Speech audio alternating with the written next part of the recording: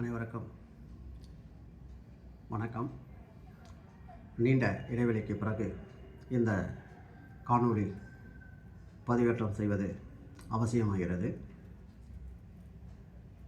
இந்த காணொளியின் நோக்கம் முழுக்க டிஏ அரியர் பற்றியது மட்டும்தான், வேறு எந்த வழக்கை பற்றி இல்லை.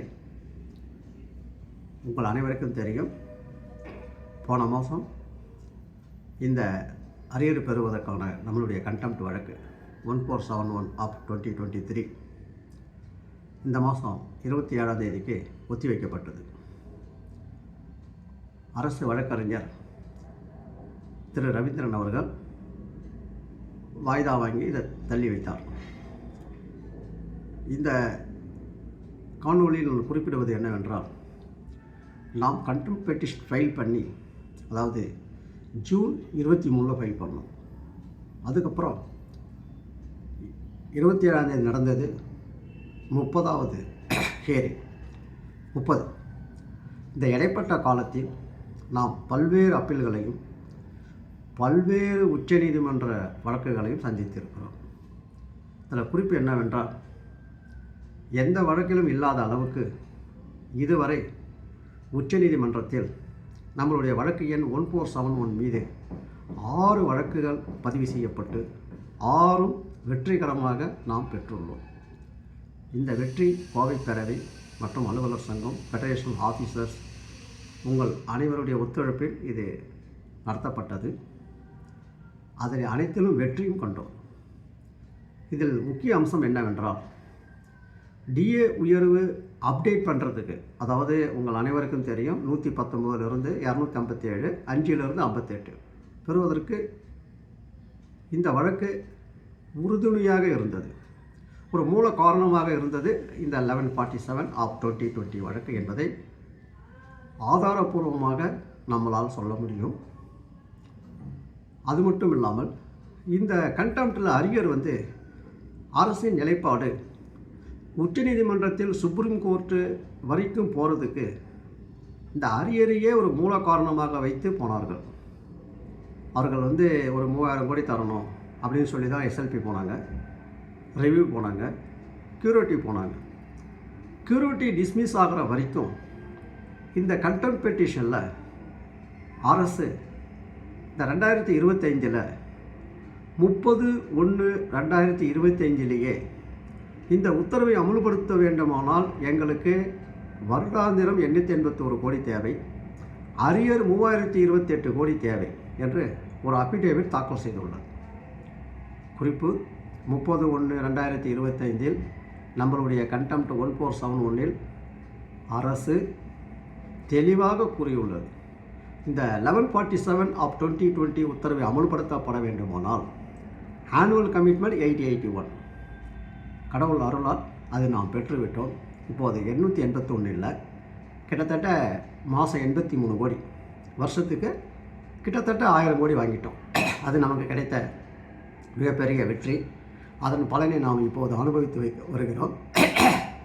ரெண்டாவது, இப்போ அந்த அரியர் அந்த 3028 கோடி கொடுக்க முடியாதுன்னு சொல்லி தான் அரசு எஸ்எல்பி போச்சு, ரிவ்யூ போச்சு, க்யூரிட்டியும் போனாங்க. எல்லாத்துலேயும் பிரதான காரணம் இந்த அரியர் 3028 கோடி, அதுதான் மூல காரணம். ஆனால் அவை அனைத்தும் உச்சநீதிமன்றத்தால் தள்ளுபடி செய்யப்பட்டது. ஆனால் ஜனவரியில் டி அப்டேட் ஆன உடனே அரசின் நிலைப்பாடு மாறிவிட்டது. என்ன சொல்கிறாங்கன்னா, அரசு விதியில் 318 பென்ஷனில் டிஏ கிடையாது, ஆர்டரில் பென்ஷன் அரியர் சொல்லியிருக்காங்க, பென்ஷன் அரியர் நாங்கள் கொடுத்துட்டோம், டிஏ கொடுக்க சொல்லலை. நேற்று ஆர்குமெண்ட்டில் திரு ரவீந்திரன் ஏஏஜி அவர்கள் தெளிவாக சொல்கிறாரு, ஃபைண்டிங்ஸில் பென்ஷன் அரியர் தான் இருக்குது, டிஏ அரியர் இல்லை. இந்த ஒரு சட்ட சிக்கல் இப்போது ஏற்பட்டுள்ளது. இதுதான் இந்த காணொளியின் நோக்கம். நான் ரொம்ப தொலைன்னு பேசி உங்கள் அனைவரையும் போர் அடிக்க விரும்பலை. நம்மளுடைய நோக்கம் என்ன, அதை மட்டும் இப்போ சொல்லுவோம். ஒவ்வொரு 3 மாதங்களுக்கும் இந்த ரோஸ்டர் பிளான் சொல்லுவாங்க, ஜட்ஜி மாறிக்கிட்டே வர்றதால அது நமக்கு ரொம்ப தொல்லையாக இருக்குது. ஏன்னா ஒரு ஜட்ஜி 3 மாதம் இருக்கும்போது வர வைக்கிறதுக்கே 1 மாதம் ஆகுது, அவங்க வாய்தா வாங்கி 1 மாதம் ஆகுது, அதுக்கு அடுத்த மாதம் 3வது மாதம் வரும்போது அவங்க பீரியடு முடிகிறதால அந்த 3000 கோடி கமிட்மெண்ட் பார்த்த உடனே அப்படியே அந்த ரோலிங்லேயே அந்த சிஸ்டம் அந்த லூப்லேயே அந்த கேஸ் போயிட்டே இருக்குது. இது நம்மளால் 30 ஹீரிங் வரைக்கும் நடத்திட்டோம் நேற்றோட. அதனால் அதுக்கு ஒரு முற்றுப்புள்ளி வைக்கத்தான் நாம் உச்சநீதிமன்றம் உடனடியாக சென்று 2 வாரங்களுக்குள் ஒரு தீர்ப்பை பெற்றோம். அது என்ன தீர்ப்புனா, டிஏ அரியர் கொடு அப்படின்னு நம்ம சொல்ல முடியாது. சட்டம் என்ன சொல்கிறதுனா, ஹைகோர்ட்டில் ஒரு கண்டெம்ட் பெட்டிஷன் பெண்டிங் இருக்கும்போது உச்சநீதிமன்றம் அந்த வழக்கை எடுக்காது. ஏன்னா அது ஹைகோர்ட் ஜூரிடிக்ஷன். ஆனால் நாங்கள் எதுக்கு போனோம்னு சொன்னால், டிஏ அரியர் கொடுன்னு சொல்லி போல, இந்த கண்டெம்ட் பெட்டிஷனில் விரைவாக அரியர் உண்டு இல்லை, இல்லை எங்களுக்கு ஆர்டர் படி உண்டு இல்லை, அந்த முடிவை வந்து இவங்க காலதாமதமாக எடுக்கிறாங்க. இதுவரை 29 ஹீரிங் நடந்துக்குது அப்படின்றதான் நாங்கள் வாதத்தை வைத்தோம். திரு கிரி சீனியர் அட்வொகேட் உச்சநீதிமன்றம் தெளிவாக சொன்னார். இது வரைக்கும் 29 ஹீரிங் நடந்துக்குது. All are senior citizen. So many SLPs dismissed. SLP dismissed, review SLP in review dismissed, curative petition in SLP curative petition in the SLP dismissed. அதை தான் சொன்னார் அவர். ஒரு நிமிடம் தான் தெளிவாக சொல்லிட்டார். இப்போ அனைத்தும் தள்ளுபடி செய்யப்பட்டவுடன் அவர் ஒரு வாதம் வைக்கிறார் அது உச்சநீதிமன்றத்தில். வேர் டு திஸ் பீப்புள் கோ அப்படின்னு சொல்கிறார். அதாவது தமிழில் வந்து இந்த வேர் டு திஸ் பீப்புள் கோனா, இந்த பென்ஷனர்ஸ் எங்கே போவாங்க? எல்லாமே உச்சநீதிமன்றத்தில் தள்ளுபடி செஞ்சும் இந்த கண்டெம்ட்டில் இம்ப்ளிமெண்ட் ஆகலை. வாய்தான்னு போயிட்டுருக்கு. 29 ஹீரிங்ஸ் போயிட்டுருக்கு. அப்போ இந்த இந்த இந்த ரிட்டையர்டு பென்ஷனர் எங்கே போவாங்க அப்படின்ற ஒரு வாதத்தை மிக திறம்பட வைத்தார். அதுதான் இந்த வீடியோனுடைய சிறப்பு. வேர் டு திஸ் பீப்புள் கோ வைத்துவிட்டு உடனே உச்சநீதிமன்றம் தன்னுடைய கவலையை பதிவு செய்து விரைவாக முடிக்க உத்தரவிட்டுள்ளது. அதுதான் நமக்கு வெற்றி. ஸோ இப்போது இந்த ஹைகோர்ட் இந்த கண்டெம்ட்டில் அந்த ஆர்டரில் பென்ஷன் அரியரில் டிஏ அரியர் உண்டா? அதுதான் கேள்வி. $1 மில்லியன் கொஷின். ஆனால் ஒரு அரசு விதியை 3(1)M கொண்டு வந்து இப்போது குறுக்க போட்டு இந்த அரியர் இல்லை என்பது அவருடைய வாதம், உண்டு என்பது நம்முடைய வாதம். இது இப்போதைய சட்ட நடவடிக்கை. உங்கள் அனைவருக்கும் இந்த வீடியோ மூலம் நான் சொல்லிக்கொள்வது ஒன்றே ஒன்று தான். பர்பஸ் ஆஃப் த வீடியோ என்னென்னா, நிச்சயமாக 3637 கோடி இப்போ அஃபிடேவிட்டில் தாக்கல் பண்ணியிருக்காங்க 10/2/26. அந்த அஃபிடேவிட்டை நம்ம ரொம்ப திறமையோட ஆர்கியூ பண்ணி ரீகால் பண்ணிட்டோம். அரசு ரீகால் பண்ணிடுச்சு. ஆனால் மீண்டும் 23/2/26 அதே அஃபிடேவிட்டில் அதே பிரச்சனையை தான் கொண்டு வராங்க. வேறு மாதிரி கொண்டு வராங்க. அதாவது இந்த வடிவேலு சொல்கிற மாதிரி தான். அதாவது வடிவேலு இந்த காமெடி ஏதோ ஒன்று வந்த மாதிரி ஞாபகம்.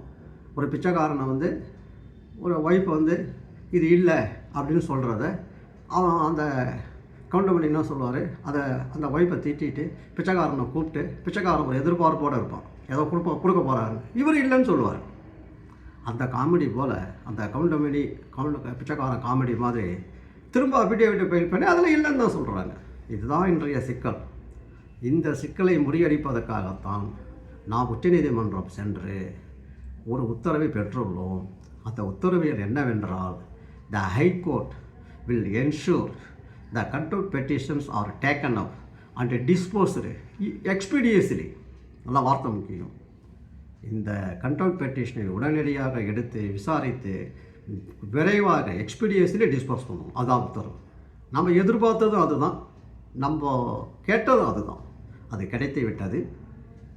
ஆனால் ஒரு வேளை எதிர்மறையாக நோ இங்கெல்லாம் வரக்கூடாது, நீ அங்கேயே போயிருக்குன்னு உச்சநீதிமன்றம் சொல்லலாம்.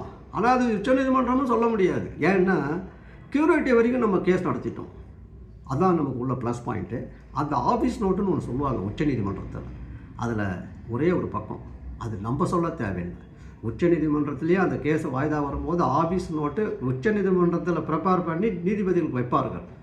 அந்த ஒரு பேஜில் தெளிவாக இருக்குது. நம்ம வந்து 2 SLP நடத்திக்கிறோம்.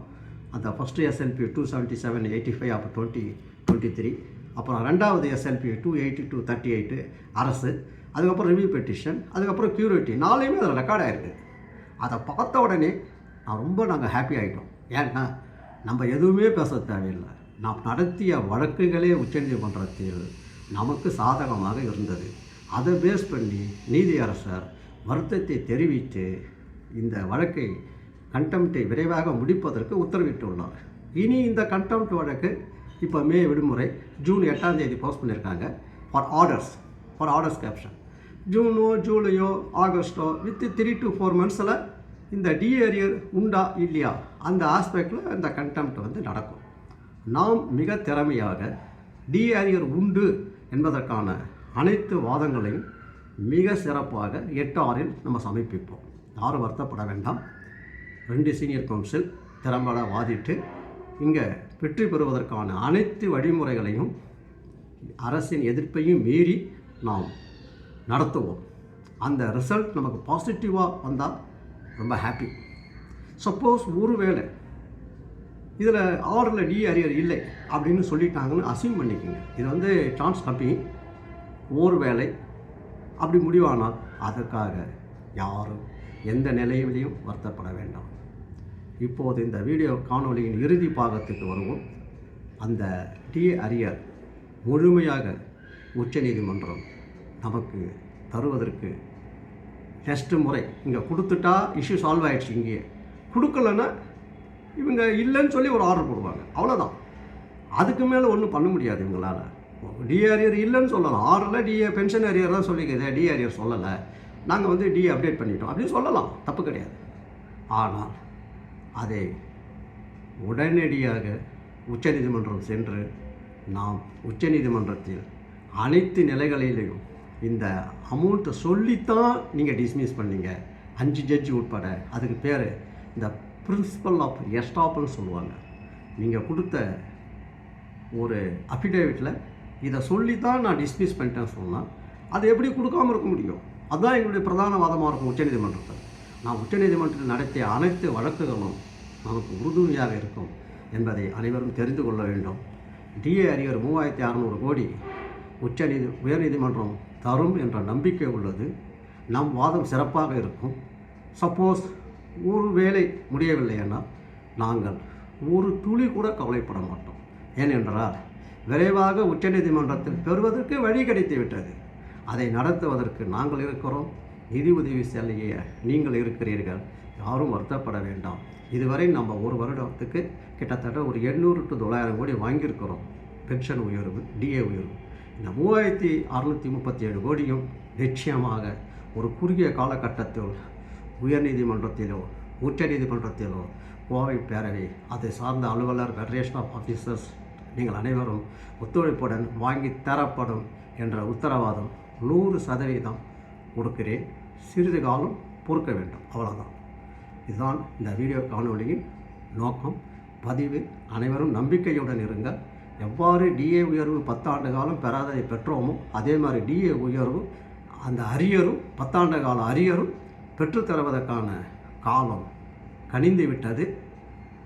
10 ஆண்டு காலம் பொறுத்த நம்ம அந்த 10 ஆண்டு காலத்துக்கு டிஏ உயர்வு எப்படி ஒரே வருஷத்தில் வாங்கினோமோ அதே மாதிரி 10 வருட கால அரியரும் வெகு விரைவில், குறிப்பாக ஒரு 3 to 6 months வச்சுக்கலாம், அதுக்குள்ளே வாங்குவதற்கு நாம் தயாராக இருக்கிறோம். யாரும் கவலைப்பட வேண்டாம். குறிப்பு, நேற்று மாற்றுச் சங்கத்தினரை குறை சொல்வது என்னுடைய நோக்கம் அல்ல. ஆனால் ஒரு பதிவு வந்தது. அந்த பதிவில் என்ன சொல்லியிருக்காங்கன்னா, நான் டீட்டெயிலாக போக விரும்பலை. அதாவது நாங்கள் என்னமோ கண்டெம்ட்டை வந்து அரியர் இல்லை க்ளோஸ் பண்ணுறதுக்கு அரசுக்கு ஒத்துழைக்கிற மாதிரியும் அவர்கள் தான் அதை வாங்கி கொடுத்துவதற்கு நடத்தும் மாதிரியும் ஒரு வருத்தத்தையும் ரொம்ப வருந்துறாங்க. அந்த பதிவை பார்த்தா வருத்தமாக இருக்கிறாங்க. அவர்களுக்கு சொல்லிக்கொள்வதெல்லாம் உங்களுடைய PRP case statutory notice issue ஆகி 6 மாதம் ஆச்சு. அதை வர வைக்கிறதுக்கு எந்த நடவடிக்கையும் இல்லை. செட்டில்மெண்ட் டிஃபரன்ஸ் கிடையாதுன்னு பெஞ்சில் தோற்று போச்சு. 6 மாதமாக சுப்ரீம் கோர்ட்டுக்கு போகணும், அது பதிவு செய்யவில்லை. நாங்கள் நடத்துகிற வழக்கை 23 to 29 ஹியரிங்கில் ரெக்கார்ட் பண்ணி சுப்ரீம் கோர்ட்டுக்கு போய் ஆர்டர் வாங்கிட்டு வரோம். நீங்கள் இந்த வருஷம் இம்ப்ளிமெண்ட் ஆனதுக்கு அப்புறம், அதாவது 30/1/25க்கு அப்புறம், எல்லாம் முடிஞ்சதுக்கப்புறம் எங்கள் ஆர்டரை பேஸ் பண்ணி 23 வாங்கி வச்சுட்டு அதை பேஸ் பண்ணி ஒரு கண்டெம்ட்டை போட்டுக்கிட்டு நாங்கள் தான் வாங்கி தருகிறோம் என்ற நீலக்கல்லியை வெடிக்கிறீர்கள். உங்களுடைய யூனியன் 25 ஆண்டு காலமாக ரெடியூல் செய்யப்படவில்லை. எந்த ரிசிப்டும் நீங்கள் வாங்குவதற்கான சட்ட ரீதியான கிடையாது. வழக்கு நடத்தவும் உரிமை இல்லை. இதை மனதில் வைத்து எங்களை குறை கூறாமல் பதிவிடுங்கள். மீண்டும் குறை கூறிக்கொண்டே இருந்தால் அடுத்த நடவடிக்கை என்ன செய்ய வேண்டும் என்பது எங்களுக்கு தெளிவாக தெரியும். எங்கள் போக்கு ஓய்வு பெற்ற போக்குவரத்து ஊழியர்களின் நலன்கள் அனைத்தும் அரசு ஊழியர்களுக்கு இணையாக பாதுகாக்கப்படும். அது கோவை பேரவையின் கடமை என்று நாங்கள் நினைக்கிறோம். மீண்டும் அடுத்த வீடியோவில் சந்திப்போம். அனைவருக்கும் ஒரு அரியர் வரும் என்ற நம்பிக்கை உடன் இருங்கள் என்று கூறிக்கொண்டு, அனைவரும் நம்மை சார்ந்த கோவை பேரவையில் உள்ள உறுப்பினர்கள் எண்ணிக்கையை அதிகரிக்க உங்களால் முடிந்த உதவியை சேருங்கள். உறுப்பினர் எண்ணிக்கையை பெருக்குங்கள். இப்போது ஒரு 30,000 இருக்கும்னு நினைக்கிறேன். இன்னும் கணக்கு வழக்கெல்லாம் பார்க்கல. ரியல் பொசிஷன் அடுத்த மாதம் சொல்லிடுவோம். அதுக்கப்புறம் உறுப்பினர் எண்ணிக்கையை கூட்டுவதற்கு உங்களால் முடிந்த உதவியை நீங்கள் செய்யுங்கள். அனைத்து பலன்களையும் அரசுகளுக்கு இணையான உங்கள் உரிமைகள் பாதுகாக்க கோவை பேரவை பாடுபடும். நமக்கென்று ஒரு அமைப்பு வேண்டும். அப்போதுதான் நம்மளுடைய அனைத்து உரிமைகளும் பாதுகாக்கப்பட வேண்டும்.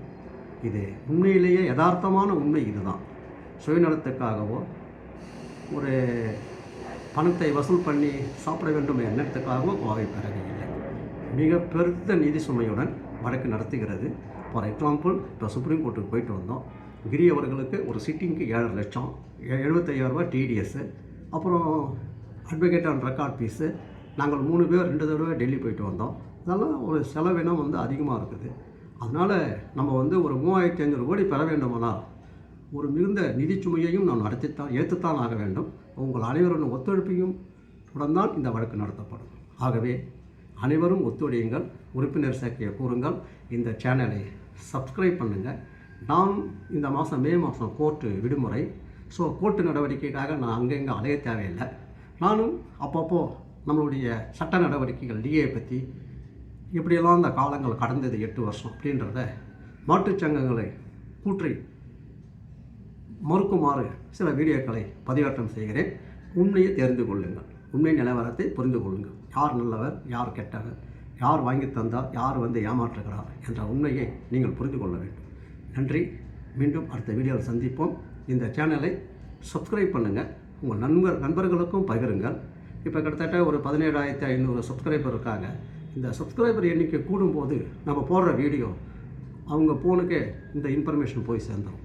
ஸோ தவறான இன்ஃபர்மேஷன் உங்களுக்கு வராது.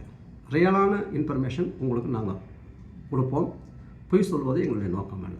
டார்கெட் அச்சீவ் பண்ணுறது தான் எங்களுடைய நோக்கம். நாங்கள் இரவும் பகலும் எங்களுடைய சட்டக்குழு இதில் வேலை பார்த்து கொண்டு இருக்கிறது என்பதை பதிவு செய்து திரு ராஜாராம் அவர்களுக்கும் வழக்கு நிதி உதவி அளித்த உங்களுக்கும் நன்றி கூறி மீண்டும் அடுத்த வீடியோவில் சந்திப்போம். நன்றி, வணக்கம்.